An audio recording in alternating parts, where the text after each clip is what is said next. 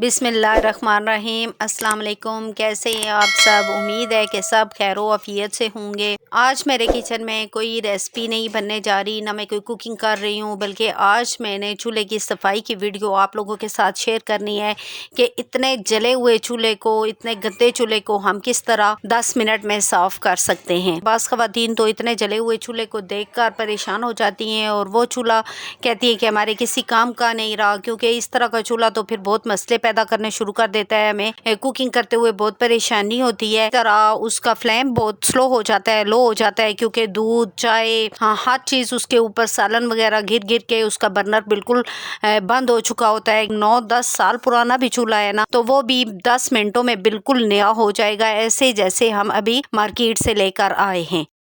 सबसे पहले आपने ग्लव्स पहनने हैं। ग्लव्स के बगैर आपने ये काम बिल्कुल भी नहीं करना, क्योंकि कास्टिक सोडे से हाथों की स्किन खराब हो सकती है। आपने खुले मुंह वाले बर्तन में पानी लेना है। अब इसमें 1 चम्मच कास्टिक सोडा डालकर मिक्स करेंगे। कास्टिक सोडा आपको मार्केट से आसानी से मिल जाएगा। 100 रुपए पाव है, मैं 50 रुपए का लाई थी। अब इसमें 1 चम्मच सर्फ मिक्स करेंगे और बर्नर और जालियां वगैरह इसमें पूरी तरह डिप कर देंगे।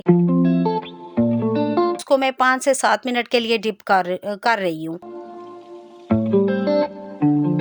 अब एक कटोरे में थोड़ा सा पानी लिया है, इसमें 1 चम्मच कास्टिक सोडा डालकर अच्छे से मिक्स करूंगी। अब आप सोच रहे होंगे कि इसमें सर्फ क्यों नहीं ऐड किया, तो ये पानी बहुत कम है, तो इसमें कास्टिक सोडा ही काफी है। मैं खुद भी देखना चाहती हूँ कि ये अकेला कितना वर्क करता है। वैसे आप अगर चाहें तो इसमें डिश वॉश लिक्विड 1 चम्मच डाल सकते हैं। अब इस मिक्सचर को जले हुए चूल्हे पर फैला देंगे। 10 मिनट इसको छोड़ देना है। मैं बहुत कम वक्त के लिए इसको छोड़ रही हूँ। आप इसको रात को चूल्हे पर फैलाकर छोड़ दें, सुबह इसको साफ़ कर लें, बहुत इजी साफ़ हो जाएगा, कोई ज़्यादा मेहनत नहीं करनी पड़ेगी। अब मैंने बर्तन धोने वाली तारें ली हैं, इनसे मैं हल्का हल्का नरम हाथों से रब करूँगी। सारा काम आपके सामने हो रहा है, देखें ये कितनी आसानी से साफ़ हो रहा है। यानी आप कह सकते हैं इसकी सफाई नहीं बल्कि डीप क्लीनिंग हो रही है। अब चूल्हे की जो ज़्यादा जली हुई साइड है इसको भी साफ़ करते हैं, और मैं आपको दिखाती हूँ कि जो बहुत मुश्किल काम था वो मैंने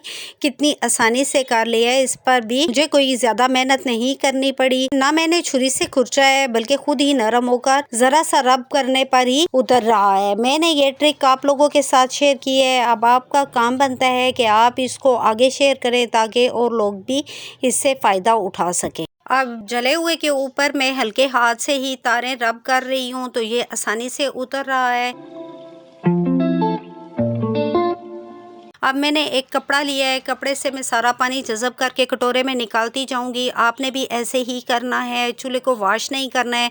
अगर आपने पानी से वॉश किया तो इसका कचरा वगैरह जितनी आपने सफाई की हुई है ये आपके चूल्हे की जो पाइप छोटे छोटे लगे होते हैं ना उसमें चली जाएगी, और चूल्हा फिर आपका सही जलेगा नहीं, खराब हो जाएगा, या तो वो ऐसी आग देगा कि बर्तन सारे काले करने शुरू कर देगा। तो इस ट्रिक को आपने अपनाना है, कपड़े से ही साफ करना है। 2 से 3 बार आप कपड़े को धोएं और फिर चूल्हे साफ करें, पूंछें, तो चूल्हा आपका बिल्कुल नीट क्लीन हो जाएगा। बटन साफ करें, और चूल्हे की जो बर्नर वाली साइड उसको भी मैं कपड़े से ही साफ कर रही हूँ ताकि अच्छे तरीके से सफाई हो जाए।